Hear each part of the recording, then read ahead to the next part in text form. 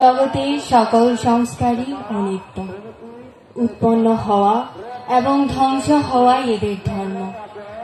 যা উৎপন্ন হয় তা অবশ্যই বিলীন হয়। এই সব কিছুরই প্রশমই হল প্রকৃত সুখ নির্বাণ, জন্ম ও বাল্যকাল।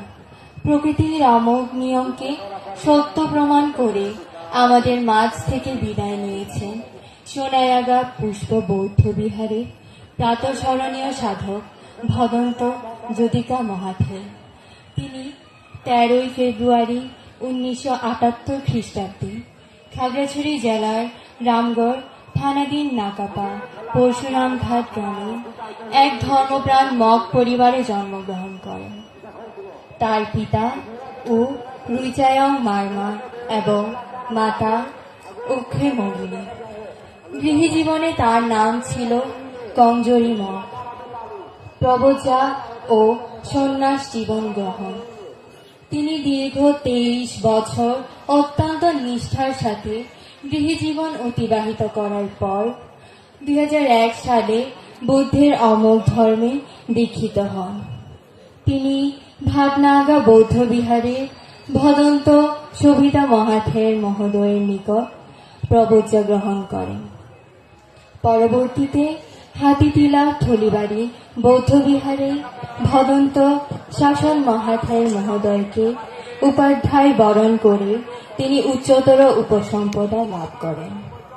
ধর্মীয় সাধনা ও শিক্ষা 2001 সাল ভাটনাগা বৌদ্ধ বিহারে তিনি তার প্রথম বর্ষবাস সম্পন্ন করেন। 2002 হতে 2005 সাল উচ্চতর শাস্ত্রীয় জ্ঞান ও সাধনার লক্ষ্যে তিনি মিয়ানমারের বার্মা রাখাইন রাজ্যের রাজধানী সিটোয়ে মহানগরের বিখ্যাত ও চান্দিমা বৌদ্ধ বিহারে গমন করেন। সেখানে তিনি দীর্ঘ 4 বছর অবস্থান করে কঠোর ধর্মীয় সাধনায় নিমগ্ন ছিলেন। 2006 সাল স্বদেশে প্রত্যাবর্তন করে তিনি খাগড়াছড়ি জেলার রামগড় উপজেলা সোনাইয়াগা পুষ্প বৌদ্ধ বিহারে অবস্থান ও বসবাস শুরু করেন।